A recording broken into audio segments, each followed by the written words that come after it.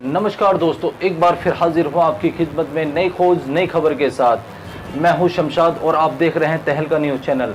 आइए मैं आपको दिखाता हूँ खबरें अब विस्तार से।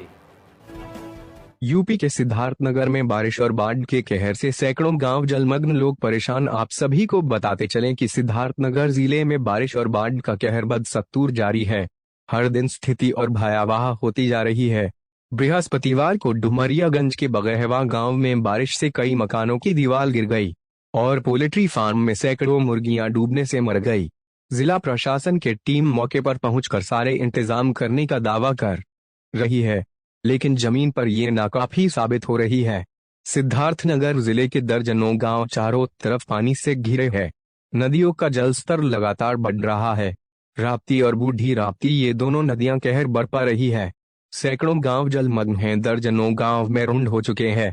इस बीच पिछले 2 दिनों से हो रही बरसात ने लोगों की मुश्किलें और बढ़ा दी है।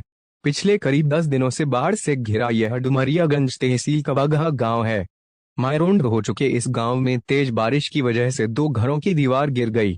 हालांकि दीवार गिरने से कोई भी हताहत नहीं हुआ।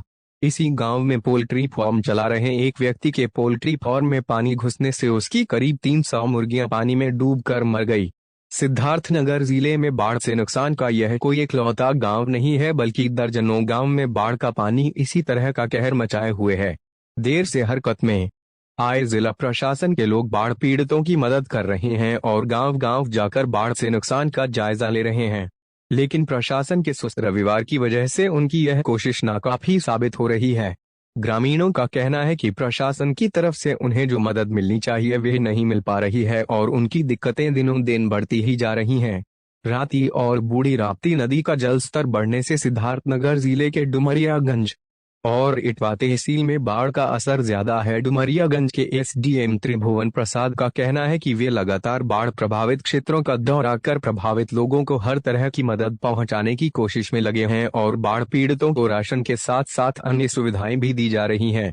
उन्होंने कहा कि बाढ़ से जिन लोगों की भी घर की या जानवरों की क्षति हुई है उसका भी आंकलन कराया जा रहा है। कोशिश की जा रही है कि 24 घंटे के अंदर ही सहायता राशि उनके खाते में पहुंचाई जा सके।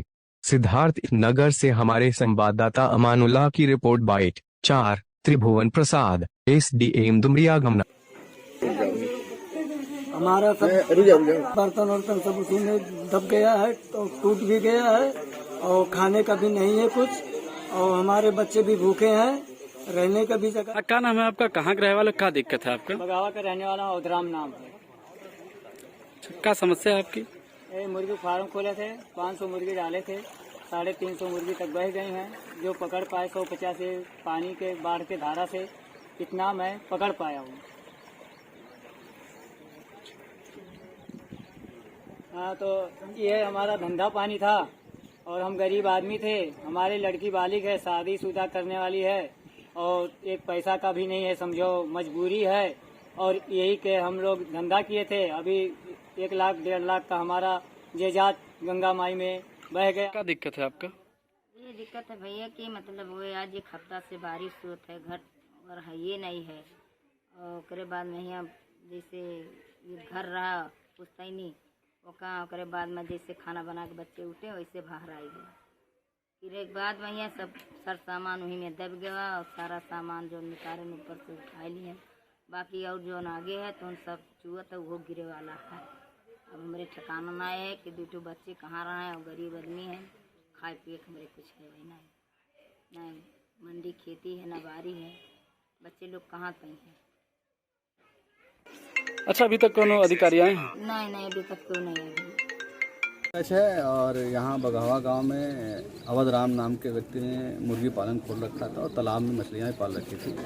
मछलियाँ तो कुछ सुरक्षित हो गई हैं, लेकिन मुर्गियाँ लगभग 200 नियर अबाउट जैसा बताया गया है वो मर गई हैं। और लेखपाल हमारे जो हमेशा से लगी हुई हैं, उन्होंने रिपोर्ट भी बना ली है और खाता संख्या लेकर के इनको उचित मुआवजे की कार्रवाई की जा रही है। इसके अलावा हम लोगों ने इस गांव को पहले से मैरून कर रखा है और इसको हम लोग जो फसल राहत का और अन्य सुविधाएं हम लोग उपलब्ध करेंगे। नहीं, ऐसा नहीं है। हाँ, लेडी लेखपाल यहीं लगी हुई हैं और जो कर रहा है उसकी सूचना बना रही हैं, रिपोर्ट पर डे भेज रही हैं। जैसे खाता संख्या लोग दे रहे हैं उसका मुआवजा बनने की भी कार्रवाई चल रही है। और वो व्यक्ति का नाम क्या है भाई, बता दो भाई। किसी को पता हो तो बता दे। निशा, अमीरुल निशा।